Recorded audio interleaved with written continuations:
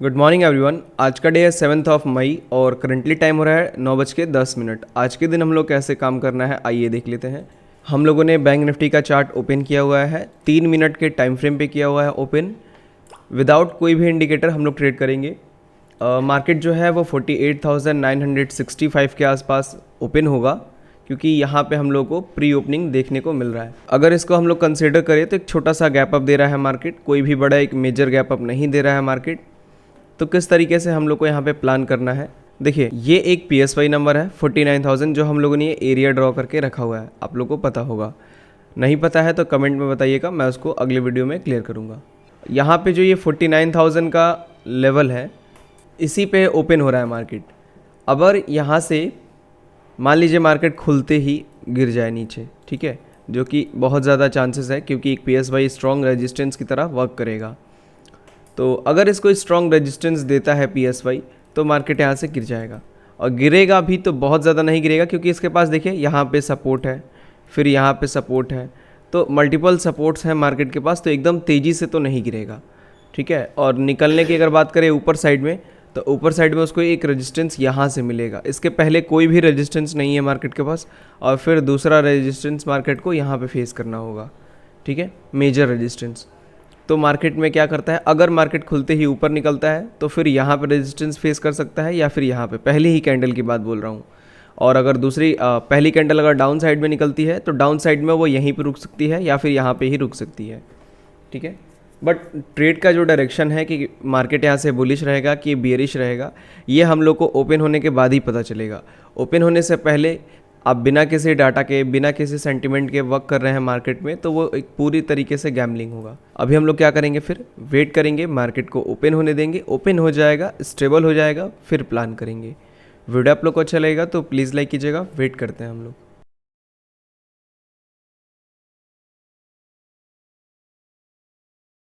Traders market open हो चुका है।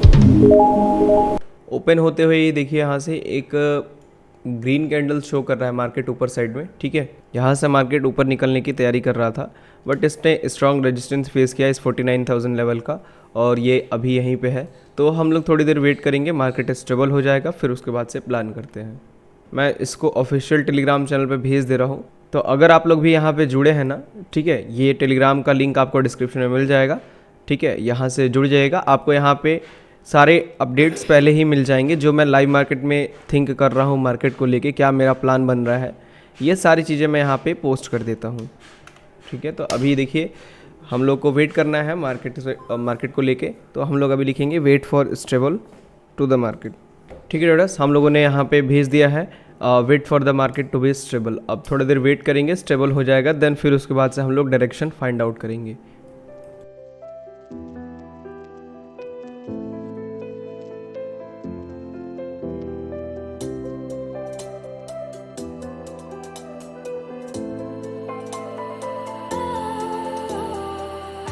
ट्रेडर्स अभी जो मार्केट है ना, देखिए 48,850 के आसपास चल रहा है। अच्छा सा यहाँ पे सस्टेन हुआ है मार्केट, और सस्टेन होने के बाद से एक अच्छे से रेड कैंडल, और फिर वहाँ पे मार्केट क्या कर रहा है, 900 को ब्रेक कर दिया। 900 को ब्रेक करने के बाद से इसी लेवल पे अब सस्टेन कर रहा है। अगर एक पार्टिकुलर लेवल पे जब भी सस्टेन करता है मार्केट, तो हम लोग को क्लियर होना चाहिए कि उस लेवल को ब्रेकडाउन या ब्रेकआउट देने वाला है मार्केट। तो यहाँ पे ये 900 को ब्रेकडाउन दे के और फिर सस्टेन कर रहा है 800 के ऊपर। इट मीन्स कि 800 को ये ब्रेकडाउन देने वाला है, क्योंकि अगर बायर्स एंड सेलर्स की बात करें तो यहाँ पे सेलर्स कम है और बायर्स ज़्यादा हैं, ठीक है। क्या है, सेलर्स यहाँ पे कम है और बायर्स ज़्यादा हैं, तो पॉसिबिलिटीज़ हैं कि मार्केट सेलिंग साइड में आएगा।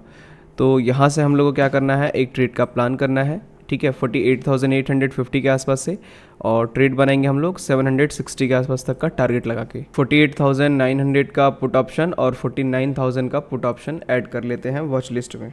ट्रेडर्स अभी देखिए जहाँ पे मार्केट है ना, कंटिन्यूस फॉल करता आ गया, ठीक है, कोई भी पोजीशन हम लोगों ने नहीं लिया हुआ है, मार्केट को बस वॉच कर रहे हैं, और अराउंड 400 पॉइंट के आसपास का मोमेंटम मार्केट ने यहाँ से यहाँ तक कर दिया है, ठीक है। और अभी ये इस PSY को भी टच कर देगा ईजिली, इसकी पॉसिबिलिटीज़ हैं कि PSY को ये टच कर दे। ट्रेड हम लोग का कुछ भी नहीं बना है यहाँ से अभी तक, जस्ट स्टॉप करके चुपचाप बैठे हुए हैं हम लोग, ठीक है, क्योंकि कोई भी सिचुएशन उस हिसाब से नहीं बन पा रही है कि एक ट्रेड बनाए। भले ही मार्केट कंटिन्यूस गिर रहा है ना, बट सिचुएशंस नहीं बन पा रही हैं उस तरीके से जिस तरीके से हम लोग को ट्रेड के लिए चाहिए। ट्रेडर्स अभी जो मार्केट है ना 48,580 के आसपास चल रहा है। यहाँ से भी एक ट्रेड बन रहा है सेलिंग साइड का, बट वही चीज़ है कि स्ट्रॉन्ग सपोर्ट है पीएसवाई का। मार्केट यहाँ से 600 के ऊपर निकल सकता है एक रिट्रेसमेंट देने। तो अगर ये चीज़ हुई तो फिर हम लोग का स्टॉप लॉस चला जाएगा। इसीलिए मैं यहाँ पे थोड़ा सा कंफर्मेशन के लिए वेट कर रहा हूँ कि मार्केट सस्टेन करेगा तो कुछ पॉसिबिलिटी हम लोग को कंफर्मेशन आएगा कि मार्केट यहाँ से 500 को भी ब्रेक करता जाएगा। जैसे कंटिन्यू वे में जब भी मार्केट ऐसे चलेगा ना तो हम लोग ट्रेड नहीं करेंगे। कंटिन्यू वे में होता क्या है ना, कंटिन्यू वे में हमेशा देखिए मैक्सिमम टाइम तो कंटिन्यू वे होता नहीं है, कुछ कुछ देर ही कंटिन्यू वे होता है। बट जब भी ये होगा तो उसके बाद से रिट्रेसमेंट बहुत तेज आता है और बड़े बड़े रिट्रेसमेंट आते हैं। तो बड़े बड़े रिट्रेसमेंट जब आएंगे ना तो उसमें ट्रेड हम लोग का फंस जाएगा और स्टॉप लॉस हिट होने के चांसेस बढ़ जाएंगे। तो इसीलिए मैं क्या करता हूँ कि प्रॉपर यहाँ पे कंफर्मेशन के लिए मार्केट को सस्टेन होने देता हूँ, फिर उसके बाद से एक ट्रेड प्लान करता हूँ, ठीक है। क्योंकि अगर आप हिस्ट्री देखेंगे तो मैक्सिमम टाइम मार्केट साइडवेज ही रहता है, सस्टेन ही करता है, उसके बाद ही एक मोमेंटम देता है। यहाँ पे मार्केट ने क्या किया, एक छोटा सा सस्टेन किया था, फिर उसके बाद से कंटिन्यूअस गिर गया 400 पॉइंट, ठीक है। बट यहाँ पे हम लोग को प्रॉपर चाहिए ताकि हम लोग एक ट्रेड प्लान कर पाएँ।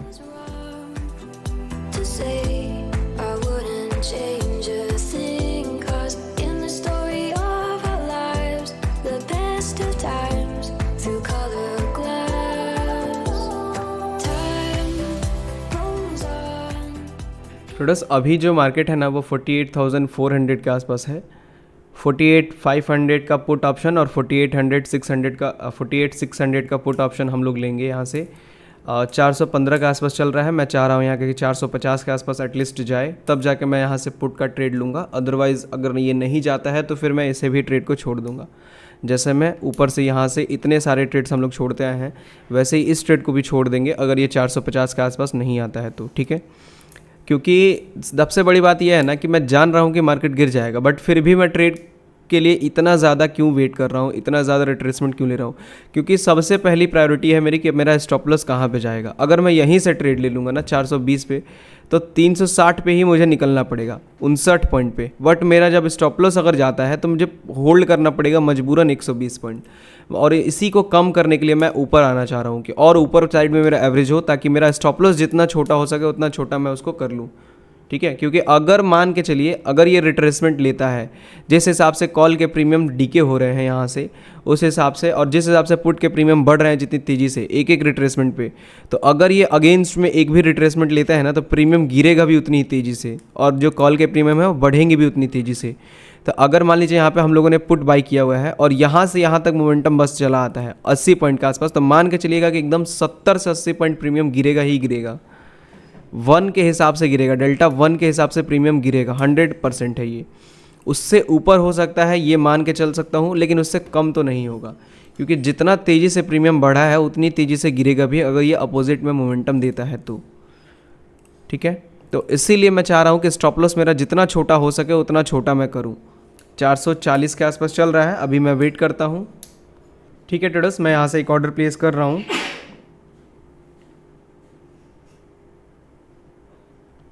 ठीक है। मैंने ऑर्डर प्लेस कर दिया है 48,500 के पुट ऑप्शन में और 48,400 के पुट ऑप्शन में। 48,500 का जो पुट ऑप्शन है वो 304 रुपये पे एवरेज हुआ है, ठीक है। टारगेट और स्टॉप लॉस जो हम लोग का बनेगा, हम लोगों ने ऑर्डर अराउंड यहाँ से प्लेस किया है, तो जो स्टॉप लॉस बनेगा वो 540 के आसपास तक का बनेगा। इससे बड़ा स्टॉप लॉस नहीं देंगे। अगर ये हिट होता है तो तुरंत एग्जिट कर देंगे पोजीशंस को जहाँ पे भी चल रही होगी, ठीक है। उसके बाद इसको होल्ड नहीं करेंगे, और 1:1 पे 360 के आसपास टारगेट रहेगा हम लोग का।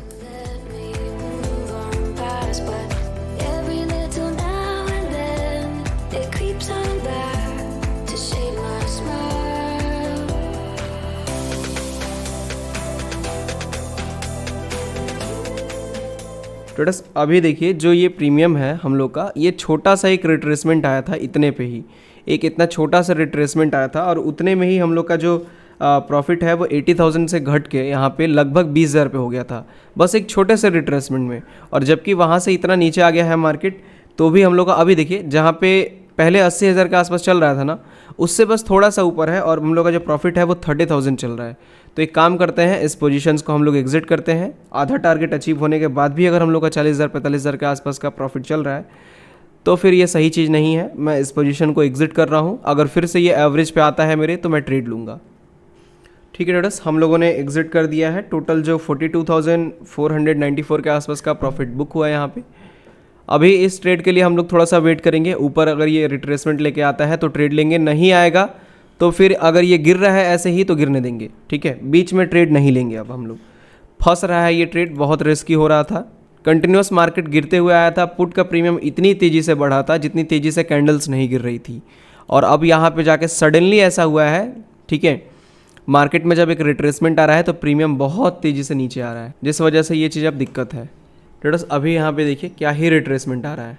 मान लीजिए अगर इस ट्रेड को होल्ड किए होते तो आप समझ सकते हैं कितना बड़ा लॉस चल रहा होता अभी हम लोग का। मार्केट कहीं नहीं गया है, बस वहीं पे है, अब फिर भी हम लोग लॉस में होते। इसीलिए मैंने इस चीज़ को पहले ही आइडेंटिफाई किया था यहाँ पे जब ये कंसोलिडेट हो रहा था।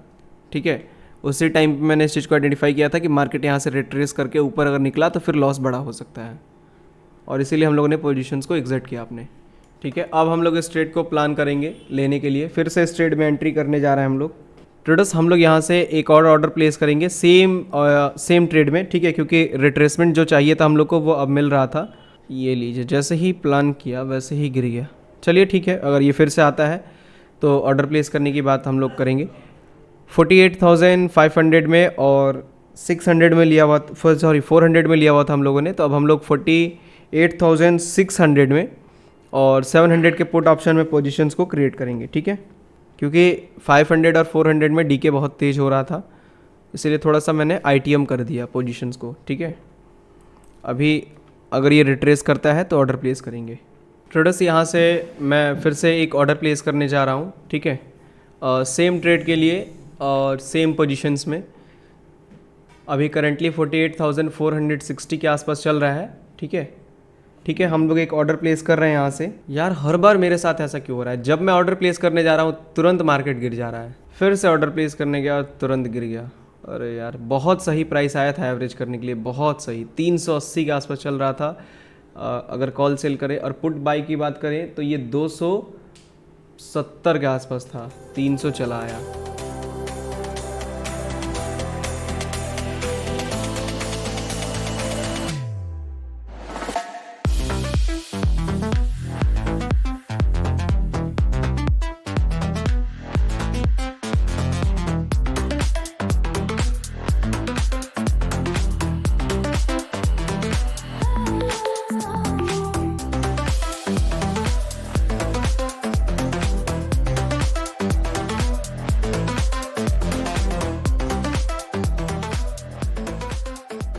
ट्रेडर्स अभी मार्केट 48,411 के आसपास चल रहा है। करेंटली अभी 1:35 हो रहा है।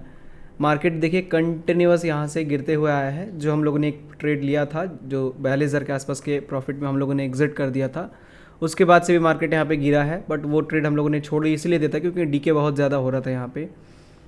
और अभी मार्केट फिर से टर्न लेके उसी लेवल के आसपास आ रहा है, तो फिर से हम लोग क्या करेंगे, उसी पोजीशंस को क्रिएट करेंगे। सेम पोजीशन को 418 के आसपास है ना, 440 450 के आसपास अगर दिखे हम लोग को मार्केट, तो फिर उसी प्रीमियम को हम लोग बाई करेंगे अगेन। ठीक है, 48,400 को और 48,500 के पुट ऑप्शन को। ठीक है ट्रेडर्स, मैं यहाँ से एक ऑर्डर प्लेस कर रहा हूँ। ठीक है ट्रेडर्स, हम लोगों ने ऑर्डर प्लेस कर दिया है। देखिए SPSY के आसपास से ऑर्डर प्लेस किया है, सेम ट्रेड में और सेम स्ट्राइक प्राइस में हम लोगों ने ट्रेड को लिया हुआ है। स्टॉप लॉस जो हम लोग प्लेस करेंगे अपना यहाँ से, वो हम लोग करेंगे इस लेवल के आसपास से 530 540 के आसपास हम लोग ऑर्डर प्लेस करेंगे, स्टॉप लॉस प्लेस करेंगे अपना। और जो टारगेट है वो हम लोग लेंगे 360 के करीब। ठीक है, इससे बड़ा हम लोग टारगेट एक्सपेक्ट नहीं करेंगे। ठीक है, क्योंकि प्रीमियम काफ़ी सही है यहाँ पे।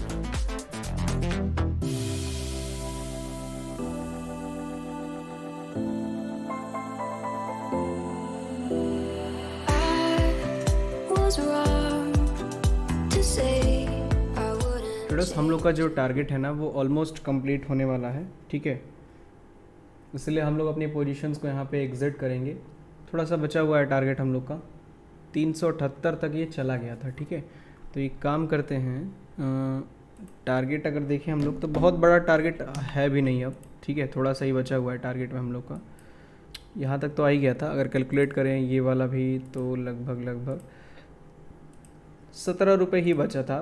ठीक है, चलिए अब वेट ही कर लेते हैं क्योंकि रिवर्स ले चुका है पूरा का पूरा यहाँ से। ठीक है, थोड़ा सा वेट करके फिर उसके बाद से हम लोग इसको एग्ज़िट करेंगे, बट एक्टिव रहेंगे एग्ज़िट करने के लिए। ठीक है, कभी भी टारगेट हिट कर सकता है ये। चलिए ठीक है, मैं एग्ज़िट कर रहा हूँ यहीं पे। हम लोगों ने अपनी पोजीशंस को एग्ज़िट कर दिया है। टोटल जो प्रॉफिट बन के आया है वो 1,20,000 रुपये के आसपास का प्रॉफिट बन के आया है। ठीक है, अभी देखिए जहाँ पे हम लोगों ने एग्ज़िट किया उससे थोड़ा सा ही स्लीपेज आया है, बस 5,000 के आसपास का। अब इतनी बड़ी ट्रेड में 5,000 का स्लीपेज कोई मायने नहीं रखता है, क्योंकि क्वांटिटी के अकॉर्डिंग 2-3 रुपये 4 रुपये तो ऊपर नीचे होना ही है। यहाँ पे अगर देखें ना कितने पॉइंट का हम लोग का टारगेट मिस हुआ है, जस्ट अभी 11 पॉइंट के आसपास छोड़ा है, कोई मतलब नहीं रखता है। ठीक है, उतना अगर ये एक छोटा सा रिट्रेसमेंट भी अगर ऐसे करके और फिर टारगेट दे देना तो फिर प्रीमियम उतना ही रहेगा, प्रीमियम नहीं बढ़ेगा। तो सही जगह पे एग्जिट किया हम लोगों ने। 1,20,000 रुपये के आसपास का प्रॉफिट बन के आया है। अगर पिछले वाले प्रॉफिट को हटा दे तो इस वाले प्रॉफिट में अराउंड 80,000 के आसपास का प्रॉफिट बन के आया है, जो लगभग 45 पॉइंट्स के आसपास हो रहा है। 45 पॉइंट्स सही है, क्योंकि हम लोग का जो पॉइंट मिला है मार्केट में अगर वो हम लोग देखें तो 80 पॉइंट्स के आसपास कैप्चर किया हम लोगों ने। 80 पॉइंट्स में 45 पॉइंट्स बहुत सही प्रीमियम है।